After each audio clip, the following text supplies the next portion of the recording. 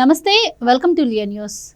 కూటమి ప్రభుత్వం సూపర్ 6 హామీల్లో భాగంగా ఉచిత బస్సు ప్రయాణాన్ని సంక్రాంతి నుంచి అమలు చేద్దామన్న ఆలోచన నేపథ్యంలో ఒక మంత్రివర్గ ఉపసంఘాన్ని అయితే నియమించింది. మరి ఆ ఉపసంఘం అయితే కొన్ని రిపోర్ట్స్ అయితే ఇప్పటికీ ప్రభుత్వానికి సంబంధించినట్టు అందజేసినట్టు వార్తలు అయితే వస్తూ ఉన్నాయి. మరి ఉపసంఘం ఎలాంటి రిపోర్ట్ ఇచ్చింది, మరి సంక్రాంతి నుంచి ఉచిత బస్సు అమలయ్యే అవకాశం ఉందా, ఇలాంటి విషయాలు తెలుసుకుందాం. మనతో పాటు ఉన్నారు senior political analyst Kilaru Nagarjuna గారు. నమస్కారం సార్. నమస్తే సార్, ఉపసంఘం ఒక నివేదికను ప్రభుత్వానికి ఇచ్చినట్టు వార్తలు వస్తున్నాయి. సో పక్క రాష్ట్రాల్లో మనం చూసాము, సడన్గా ఫ్రీ బస్ పెట్టేసరికి మహిళలు తొక్కిసలాట జరగడం, చాలా గొడవలు జరగడం కూడా మనం చూసాం. సో అలాంటివి ఆంధ్రప్రదేశ్లో జరగకూడదని ఉపసంఘం కొన్ని వివరాలు సేకరించింది అంటున్నారు. సో ఎలాంటి వివరాలు సేకరించింది, నివేదికలో ఏముంది, మరి ఎప్పటి నుంచి ఉచిత బస్సు అమలు అయ్యే అవకాశం ఉంది? ఇన్ ప్రిన్సిపల్ మనం గత కొంతకాలంగా చూస్తున్నప్పుడు ఏంటంటే, ఏవైతే సూపర్ 6 అని వాళ్ళు చెప్పున్నారో మనకి అవి 1 by 1 అమలు చేస్తూ వస్తున్న విషయం మనకి కనపడుతోంది. మొదట పెన్షన్ రాగానే అమలు చేశారు. ఆ తర్వాత దీనికి సంబంధించినటువంటి ఉచిత గ్యాస్కి సంబంధించింది చేశారు. సరే, డిఎస్సీలు అవన్నీ దీంట్లో చెప్పను అనుకోండి. అవి దాంతోపాటుగా ఉచిత బస్సు అనేటువంటిది కూడా ఇచ్చినటువంటి హామీల్లో ఒకటి. నా దృష్టిలో ఇది అనవసరమైనటువంటి భారాన్ని ప్రభుత్వం మీద వేసేటువంటి పథకం. ఎట్ ద సేమ్ టైం మహిళల జీవితాలని గణనీయంగా ప్రభావితం చేసి ఇదేమి మార్చేటువంటి పథకం అని నేను అనుకోవట్లేదు. కానీ ఏదో కారణం చేత గెలవాలి అనేటువంటి ఉద్దేశంతో ప్రామిస్ అయితే చేశారు. చేసిన తర్వాత అటుపక్క కర్ణాటక, ఇటుపక్క తెలంగాణలో ఆ పథకం మూలాన వచ్చినటువంటి డ్రాబ్యాక్స్ ఏవైతే ఉన్నాయో, ఇప్పుడు మీరు అన్నట్టుగా స్టడీ చేసి ఆ పథకం జాగ్రత్తగా ఉండేటట్టుగా అమలు చేయాలనుకోవటం అనేటువంటిది మంచి విషయమే. దాన్ని మనం ఆహ్వానించదగ్గ విషయం. జనరల్గా ఏంటంటే ఇంకొక 10 లక్షల మంది ప్రయాణికులు పెరిగే అవకాశం ఉంటుంది. కొత్త బస్సులు కొన్ని కొనాల్సి ఉంటుంది. మళ్ళీ దానికి డ్రైవర్లు వీళ్ళంతా నియామకాలు, ఇది జరిగేది కాకుండా మళ్ళీ అదనపుగా నెలకి 6 కోట్ల రూపాయలు అదనపు భారం పడేది. ఇట్లా రకరకాలుగా ఏవో దాంట్లో ఇచ్చారు. ఇవన్నీ మనకు తెలిసినవే. కాకపోతే నేననేది ఏంటంటే, మహిళల్ని ఎంపవర్ చేయాలి అనుకోవటం అనేటువంటి తప్పు కాదు. కానీ దానికి సరైన గైడ్ లైన్స్ లేకుండా పెట్టడం అనే దగ్గరే గందరగోళం వస్తుంది. మీ ఉద్దేశం ఏంటి? మహిళలు అంటే వాళ్ళకు ఉచిత బస్సు అంటే ఏంటంటే, కాలేజీకి వెళ్ళేటువంటి ఆడపిల్లలు, లేదా పల్లెటూరులో ఏదైనా పండించుకొని తీసుకెళ్ళి టౌన్కి తీసుకెళ్ళి అమ్ముకునే వాళ్ళు అనేటువంటి ఆడవాళ్ళు, వీళ్ళందరికీ మీరు అది కల్పించాలనుకుంటే అంతవరకు పర్వాలేదు. కానీ రాష్ట్రంలో ఎక్కడైనా ఏ మూల నుంచి ఏ మూలకైనా మీరు ఉచితంగా ప్రయాణం చేయొచ్చు అంటే ఏంటంటే, అది 2 రకాలుగా నష్టం చేస్తుంది. ఒకటి, ఆర్థికంగా పెనుభారం అవుతుంది రాష్ట్ర ప్రభుత్వం మీద. అసలే మనకి చాలా ఎక్కడ ఉన్నాం పరిస్థితి మనకు తెలుస్తూ ఉంది. దాదాపు 10 లక్షల కోట్ల అప్పులో ఉన్నప్పుడు అసలే కొనారిల్లుతున్నటువంటి ఆర్టీసీ మీద అదనపు భారం వేయటం అనేటువంటిది ఒకటైతే, ఆడవాళ్ళు అవసరానికి మించి, అంటే ఆడవాళ్ళనే కదా, అది ఎవరికి ఆ పథకం ఇచ్చినా కూడా మనకు ఫ్రీగా వస్తుందంటే అవసరం లేకపోయినా అటు తిరిగి వద్దాం అనిపిస్తుంది. సో గతంలో మనం తెలంగాణలో చూసాం, పిల్లలకు అన్నం పెట్టుకుంటా కూడా వాడు తినకపోతే బస్సులో తిప్పుకుంటూ భోజనాలు పెడతాం, లేకపోతే ఉయ్యాలేసి ఓపటాలు, ఇలా రకరకాలుగా జరిగినాయి. ఇది అవసరం లేనటువంటి వ్యవహారం అంటున్నాను నేను. కాబట్టి పథకం ఇచ్చేసాం, మనం చెప్పాం కాబట్టి చేయాలి అనుకుంటే ఏంటంటే, దానికి రేషనల్గా కొన్ని గైడ్ లైన్స్ చేయండి. మీరు ఒక 50 కిలోమీటర్ల పరిధి అనేటువంటిదో, మనం ఇప్పుడు ఉపసంఘం ఏమేమి రికమెండేషన్స్ ఇచ్చిందో ఇంకా పూర్తిగా రాలేదు. అలాంటి పారామీటర్స్ పెట్టి వాళ్ళు ఊళ్ళో ఒక పల్లెటూరులో ఉన్నటువంటి వాళ్ళు టౌన్ దాకా వెళ్ళి వాళ్ళు చదువుకొని రావడానికి, ఆడపిల్లలు ఇందాక నేను అన్నట్టుగా ఈ ఉత్పత్తులు ఏవైతే ఉన్నాయో వాటిని అమ్ముకొని రావడానికి ఒక 50 కిలోమీటర్ల పరిధి పెడితే అంతకు మించి దాటేం వెళ్ళరుగా. ఒక కాలేజ్కైనా లేకపోతే ఒక జాబ్కైనా ఇంకో దానికైనా ఇదే పరిధి. తర్వాత అర్హులైనటువంటి వాళ్ళకి, అది కూడా బిలో పావర్టీ లైన్, ఏదో వైట్ కార్డో ఇంకోటో ఏదో పెడతారు.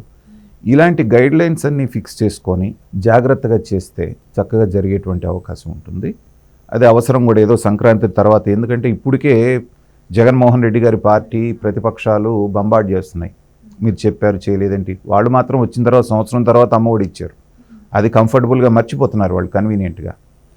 కానీ ప్రభుత్వం మీద ఒత్తిడి తీసుకొస్తున్నారు. కాబట్టి వాళ్ళు ఏదో ఒత్తిడి తీసుకొచ్చారు అనేటువంటిది కాకుండా, మీరు మాట అన్నారు కాబట్టి, అసలు ఇప్పుడు తెలుగుదేశం ప్రభుత్వానికి, చంద్రబాబు నాయుడు గారికి, కూటమి ప్రభుత్వానికి ఒక విషాదకరమైన సంఘటన ఏంటంటే, వాళ్ళు ఆలోచించారో లేదో నాకు తెలియదు, కానీ ఒక రాజకీయ విశ్లేషకుడిగా నాకు అనిపిస్తోంది, మీరు జగన్మోహన్ రెడ్డి గారి ద్వారా పథకాలు తీసుకుంటున్నటువంటి ఎవరైతే ఉన్నారో ఆ ఓటర్లను మీ వైపు ఆకర్షించుకోవటానికి అతని కంటే ఎక్కువ ఇస్తామని తలకు మించినటువంటి భారాన్ని మీ నెత్తి మీద పెట్టుకున్నారు. అంటే ఇక్కడ ఇంకో మాట కూడా వినిపిస్తుంది సార్, అప్పుల్లో ఉందని తెలుసు కానీ మరి ఇన్ని లక్షల కోట్ల అప్పుల్లో ఉందని మేము కూడా ఊహించలేదు, ఊహించిన నేపథ్యంలో ఇన్ని హామీలు ఇవ్వడం జరిగింది అని చెప్పి.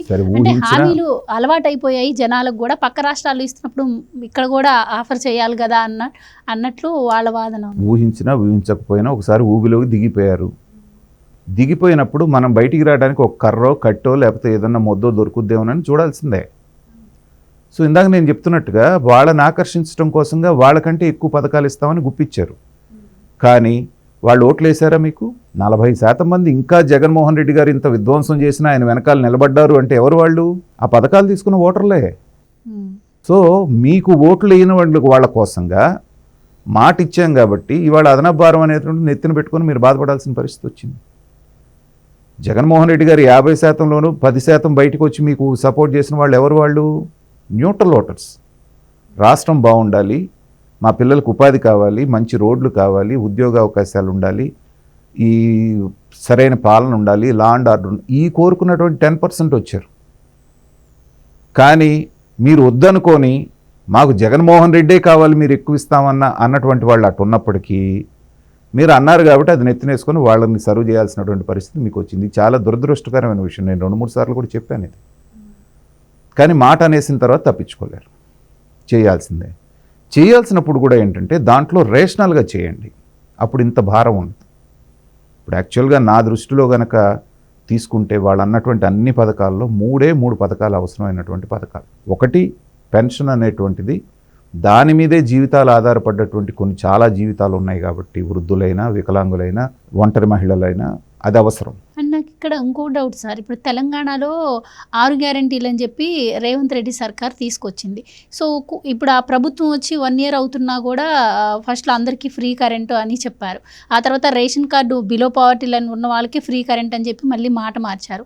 సో 6 గ్యారెంటీలు కూడా ఇంకా పూర్తిగా ఏవి అమలు అవ్వలేదు. ఇంకా దాని గురించి సంక్రాంతి తర్వాత అనౌన్స్మెంట్ ఉంటుంది. అవి కూడా మరి ఆంధ్రప్రదేశ్లో కూడా అధికారంలోకి రావడానికి చెప్పడం వేరు, అధికారంలోకి వచ్చిన తర్వాత మ్యూజిక్ ఫేస్ చేయడం అంత ఈజీ కాదు కదా. ఆంధ్రప్రదేశ్లో కూడా అలానే చేస్తే నెగిటివ్గా వెళ్ళే అవకాశం ఉండదంటారా? నేను అంటుంది అదేనమ్మా, నెగిటివ్గా వెళ్ళదంటున్నాను. ఎందుకంటే 60% మీ పక్కన ఎవరైతే నిలబడ్డారో మొన్న 56% మంది, వాళ్ళెవరు ఈ గ్యారంటీల కోసం వాళ్ళు అడగలా. ఈ సూపర్ 6 కోసం మీకు ఓట్లు వేసిన వాళ్ళు కాదు వాళ్ళు.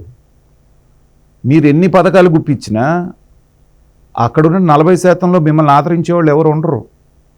దాన్ని దృష్టిలో పెట్టుకొని ఏది అవసరం ఏది అనవసరం అనేది చూసి చేయమంటున్నాను నేను.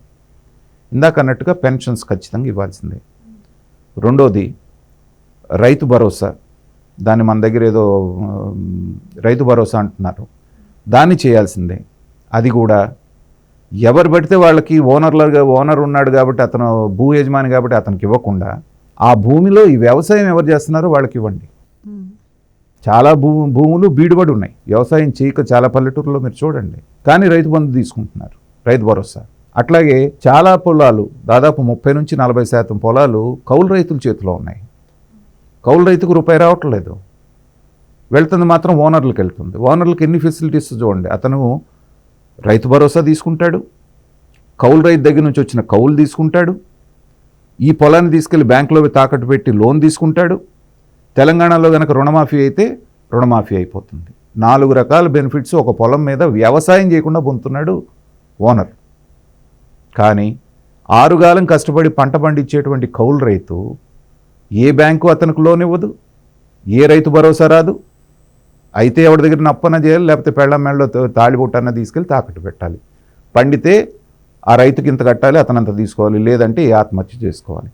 ఇంతకంటే దండగమారి పథకం ఏమైనా ఉంటుందా? పథకం మంచిదే, అమల్లో ఉన్నటువంటి లోపాల మూలన అసలైన అవసరం ఉన్నవాడికి వెళ్లకుండా అనవసరమైన వాళ్ళకి. ఇప్పుడు తెలంగాణలో మల్లారెడ్డి ఉన్నాడు, కాలేజీలు మల్లారెడ్డి, నేను పాలమ్మినా పూలమ్మినా అంటాడు, ఇవాళ 1000 కోట్ల ఆస్తిపరుడు, అయినా రైతు భరోసా తీసుకుంటున్నాడు. అంతకంటే చండాలం ఇంకేమైనా ఉందా? కాబట్టి ఆ పథకం అవసరం, ఎవరికి అవసరమో వాళ్ళకి చేయండి. రెండోది. మూడోది, నిరుద్యోగులు ఎవరైతే ఉన్నారో నిరుద్యోగ భృతి, ఇది బాగా గుర్తుపెట్టుకోవాలి మనం.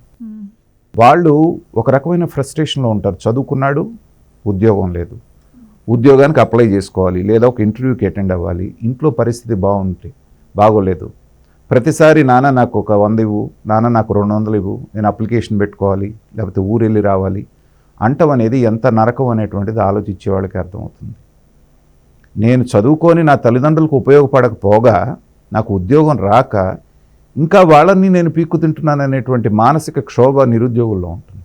కాబట్టి మీరు ఇచ్చే 3,000 4,000 ఏదైతే ఉందో ముందు వాళ్ళకి ఇవ్వండి. వాడికి ఉద్యోగం వచ్చే వరకు అది ఒక ఆదరణలాగా ఉంటుంది. ఏదన్నా ఒక ఇంటర్వ్యూకి ఒక ఊరు వెళ్ళాలన్నా, చేయాలన్నా, ఒక అప్లికేషన్ పెట్టుకోవాలన్నా అది అవసరం.